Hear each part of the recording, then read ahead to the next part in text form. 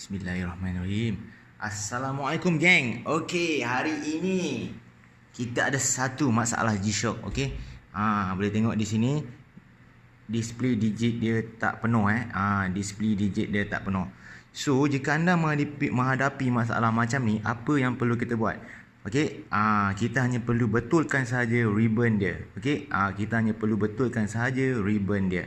Okey, so hari ni Ujang akan ajar korang macam mana nak betulkan ribbon dia. Pertama sekali kita buka 4 biji skru back case. Okey, buka menggunakan screwdriver. Kita buka 4 tu untuk buka back case-nya. Model ni model baru kan, Momiji. Mungkin ada kesilapan semasa pemasangan ataupun tak tahulah sebab apa, tapi tak apa, kita boleh buat do it yourself. Korang boleh try buat, kalau tak jadi baru hantar kat Ujang repair. Sebab tu Ujang ajar korang biar korang barai kan, Ujang tolong repair kan.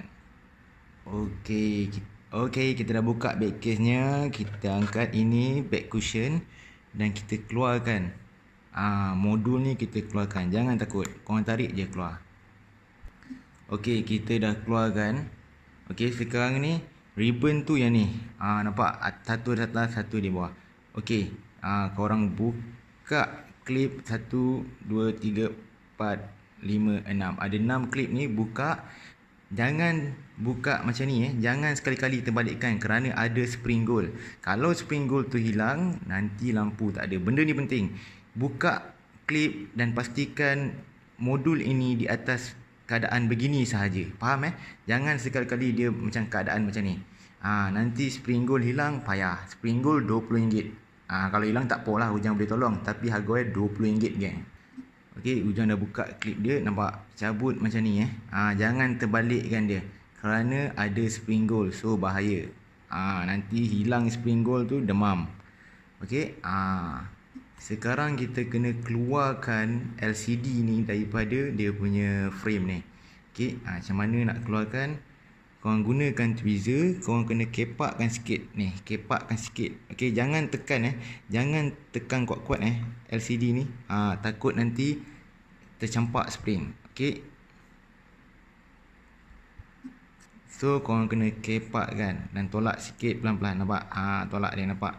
Okey, LCD tu dah terkeluar pada situ. So baru kita tarik. Itulah tarik LCD. Okey, spring tu akan berada satu di sini dan satu di sebelah sini. So hati-hati, nampak ribbon dia. Sebab tu punca ni, nampak ribbon dia tak dipasangkan dengan betul. So kita akan betulkan kedudukan ribbon ni. So jangan dah pusingkan dia pada sini macam ni supaya spring gold, nampak 1, 2. Spring gold ni memang kena hati-hati. So sekarang kita masukkan ribbon ni.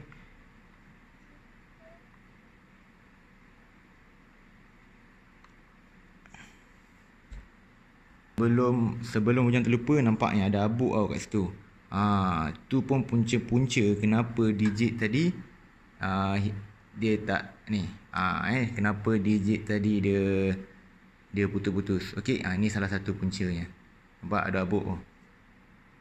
So kita akan blow untuk hilangkan abuk tu. Bersihkan sikit ribbon tu. Okey, kita masukkan, pastikan dia rata pastikan dia rata. Kalau rata tu maknanya dia dah masuk dengan betul. Alright. Okey, sebelum kita nak masuk balik ribbon ni, dua ni kita dah bersihkan. Kita pasangkan dulu LCD ni supaya spring gold anda tidak hilang. Okey, kepakkan, tolak je ke dalam. Okey, clip dia balik. So korang boleh terbalikkan, tak apa, dia takkan jatuh. Okey, sekarang baru kita masukkan ribbon tu ke dalam ni. Senang je nak tahu ribbon dah masuk dengan baik atau tidak. Dia mesti rata je. Rata ke dalam. Alright, masukkan dua-dua. Okey, bila dua-dua dah dimasukkan, korang pasang balik. Pasang balik ikut klip dia. Okey, tekan. Alright, nampak macam dah elok nombor tu. Tapi tak apa, kita try dulu. Okey, lepas dah masukkan, kita reset benda ni kita kena buat kita reset. Anda boleh nampak di sini ada AC. Tak nampak pula. Ni ada AC dan negatif. So korang kena touch AC dengan negatif menggunakan tweezer. Okey, dekat atas stiker bateri pun ada tulis after battery replacement please contact.